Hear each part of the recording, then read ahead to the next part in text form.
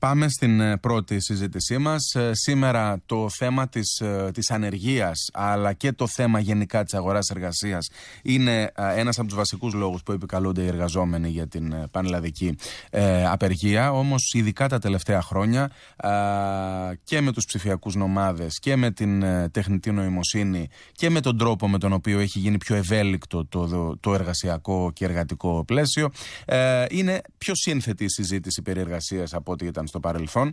Πάμε λοιπόν να καλημερίσουμε την κυρία Ρεβέκα Πιτσίκα, την διευθύνουσα σύμβουλο της εταιρείας People for Business και υποψήφια για το Διοικητικό Συμβούλιο του ΕΒΑ με το συνδυασμό του Γιάννη Μπρατάκου. Κυρία Πιτσίκα, καλημέρα. Καλή σας ημέρα. Καταρχάς, γιατί κατά τη γνώμη σας έχει γίνει πιο σύνθετη η συζήτηση για την εργασία? Εσείς επί της ουσίας τρέχετε μία από τις μεγαλύτερες επιχειρήσεις που ασχολούνται με εργατικό δυναμικό. Είναι πιο δύσκολα τα πράγματα και για εσάς να συντεριάξετε όσους και όσες ζητούν δουλειά με εκείνους που την προσφέρουν και ζητούν συγκεκριμένα προσόντα?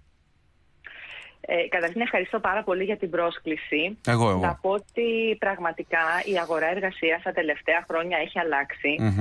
Όχι μόνο λόγω της πανδημίας, αλλά λόγω της τεχνολογικής επανάστασης τεχνητής νοημοσύνης, που ευτυχώς, το τονίζω αυτό, είναι εδώ για να βοηθήσει τα πράγματα να πάνε πολύ πιο μπροστά. Ναι. Είμαστε λοιπόν σε μια εποχή όπου πρώτα απ' όλα έχουμε 4 διαφορετικές γενιές να συνυπάρχουν στην αγορά εργασίας, λόγω της αύξησης του προσδόκιμου ηλικίας κτλ. Έχουμε διαφορετικές εργασιακές συνήθειες, υβριδικά μοντέλα, ψηφιακούς νομάδες, όπως πολύ σωστά αναφέρατε. Έχουμε νέες δεξιότητες που έχουν εμφανιστεί χωρίς ταυτόχρονα να έχουν προλάβει να παραχθούν από το εκπαιδευτικό σύστημα. Και βέβαια ζούμε στην εποχή που δεν επιλέγει μόνο ο εργοδότης εργαζόμενο, αλλά επιλέγει και ο εργαζόμενος εργοδότη. Πολύ σημαντική διαφοροποίηση. Όλο αυτό λοιπόν κάνει όλο το περιβάλλον της εργασίας πολύ πιο σύνθετο, αλλά και πολύ πιο ενδιαφέρον. Και επειδή έχω 30 χρόνια εμπειρία στο συγκεκριμένο χώρο, θα σας πω ότι είναι η περίοδος με τις περισσότερες προκλήσεις. Ακούμε εργοδότες να μην μπορούν να βρουν ταλέντο, να τους απασχολεί πολύ το πού θα βρω ανθρώπους, όχι μόνο ποιοτικά, δηλαδή με τις κατάλληλες δεξιότητες, αλλά και ποσοτικά. Και αντίθετα εργαζόμενους, οι οποίοι πραγματικά να δίνουν ιδιαίτερη αξία στο πώς επιλέγω εργοδότη. Πώς επιλέγω έναν εργοδότη, ο οποίος δεν με ενδιαφέρει μόνο το τι παράγει, αλλά και το πώς το παράγει. Ποιο είναι το ενδιαφέρον του για τη βιώσιμη ανάπτυξη, για την αειφορία, για τον πλανήτη. Έτσι, οι παράγοντες με τις οποίες ένας εργαζόμενος πλέον επιλέγει εργασία έχουν αλλάξει δραστικά. Και βλέπουμε και εργοδότες που για να μπορέσουν όμως να ανταποκριθούν σε αυτές τις προκλήσεις, πρέπει να αλλάξουν πολύ τον τρόπο με τον οποίο σκέφτονται, όχι μόνο και πάλι στα προϊόντα και τις υπηρεσίες που παράγουν, αλλά και στον τρόπο με τον οποίο δρουν και αναπτύσσουν εταιρική κουλτούρα. Όσο παραδείγματος χάρη ενδυναμώνουν την ποικιλομορφία, τη διαφορετικότητα, έννοιες που πριν από μερικά χρόνια για όλους μας και για να πεις ότι δεν είναι θεωρητικές. Διαφορετικότητα, ναι, προφανώς είναι εξαιρετικά ενδιαφέρον να προωθήσουμε την ισότητα, τις γυναίκες, διαφορετικές ομάδες κτλ. Πλέον όμως εδώ είναι μια πραγματικότητα.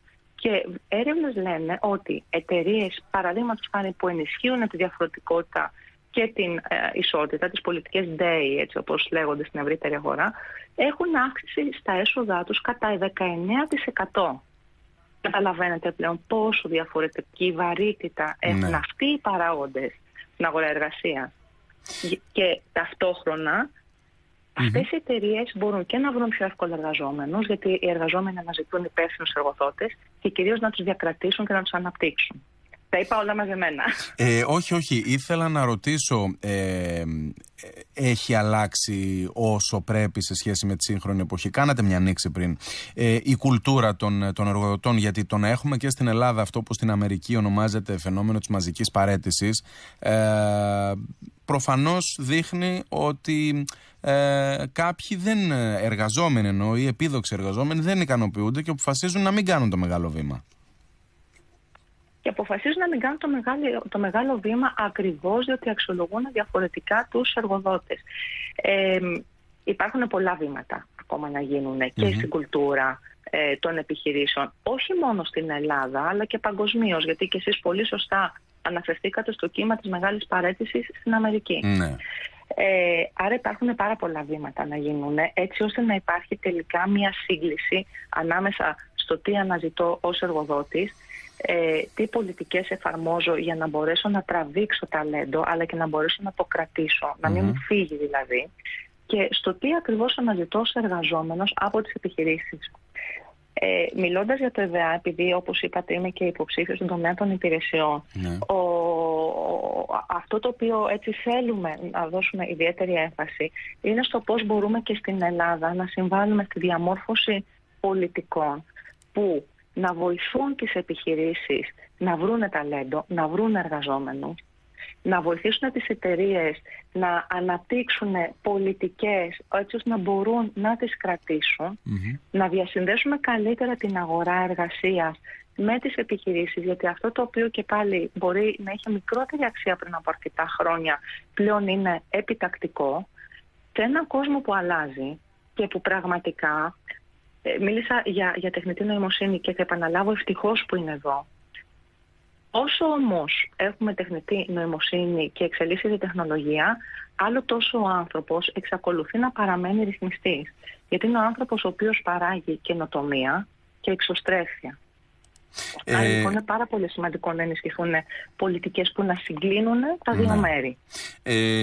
Είναι όμως δύσκολη η ισορροπία, πώς μπορεί να κάνει μόνο καλό η τεχνητή νοημοσύνη και όχι να πάμε σε μια λογική αντικατάσταση ανθρώπινου δυναμικού? Θα σας απαντήσω με κάτι που ακούγεται πάρα πολύ κλισέ. Φωτιά μπορεί να είναι επικίνδυνη και ευεργετική. Συμφωνούμε νομίζω σε αυτό. Το ίδιο ισχύει και για την τεχνητή νοημοσύνη. Τεχνολογία είχαμε πάντα. Θα σας πω κάτι πάρα πολύ απλό. Όταν εμφανίστηκαν τα ηλεκτρικά ψυγεία, εξαφανίστηκε το επάγγελμα του παγοπόλη. Άρα λοιπόν τεχνολογία είχαμε πάντα. Βγήκαν όμως άλλα πράγματα. Τεχνολογία είχαμε πάντα στη ζωή μας και πάντα θα συνεχίσουμε να έχουμε. Άρα το θέμα είναι πώς θα γίνουν προσαρμογές στην αγορά εργασίας, γιατί τελικά έρχεται και γίνεται μια αυτορύθμιση, ώστε προφανώς κάποια επαγγέλματα θα χαθούν, πάρα πολλά θα αλλάξουν και αρκετά νέα θα εμφανιστούν. Άρα η όλη ιστορία κρίνεται από το πόσο συντεταγμένα και ομαλά θα γίνει η μετάβαση και για να μην μείνουν άνθρωποι πίσω. Πολύ σωστά. Γι' αυτό και είναι πολύ σημαντικό και οι εταιρείες το πώς επανεκπαιδεύουν τους εργαζόμενους τους σε μια εποχή που και ο εργασιακός κύκλος έχει αλλάξει. Δηλαδή αυτό που ξέραμε παλιά, εκπαίδευση, δουλειά, σύνταξη, έχει τελειώσει. Ένας εργαζόμενος πλέον στη διάρκεια της εργασιακής του πορείας θα αλλάξει και επαγγέλματα και κατευθύνσεις. Ενδεχομένως από εκεί που εργαζόταν να αναπτύξει και κάτι δικό του επιχειρηματικά, μετά να ξαναμπεί σε μια επιχείρηση. Δεν υπάρχει πλέον μια ευθεία γραμμή, μια γραμμική εξέλιξη όπως ήταν παλιά. Αυτό έχει αλλάξει δραστικά. Για να το καταλάβουμε αυτό, είναι σημαντικό και να αλλάξει η κουλτούρα όλων, εταιριών και εργαζομένων. Ταυτόχρονα όμως προφανώς και να αναπτυχθούν πρωτοβουλίες από όλες τις κατευθύνσεις που να ενισχύουν αυτή την αλλαγή κουλτούρας. Γιατί περί αυτού πρόκειται τελικά. Και γι' αυτό και τονίζω ότι είναι σημαντικός και ο ρόλος του ΕΒΑ, που είναι το μεγαλύτερο επιμελητήριο της Ελλάδας, εκπροσωπώντας ένα μεγάλο αριθμό επιχειρήσεων, το πώς θα συμβάλλει στη διαμόρφωση νέων πολιτικών, γιατί μέσα από πολιτικές αλλάζει σταδιακά και η κουλτούρα. Μάλιστα. Και βεβαίως η κουλτούρα για να αλλάξει θέλει και πολλές πολιτικές, θέλει και πολλές συζητήσεις. Αυτή ήταν η πρώτη, θα κάνουμε κι άλλες. Κυρία Πετσίκα, να σας ευχαριστήσω πολύ. Καλή επιτυχία. Σας ευχαριστώ θερμά. Να είστε καλά. Καλημέρα σε όλους.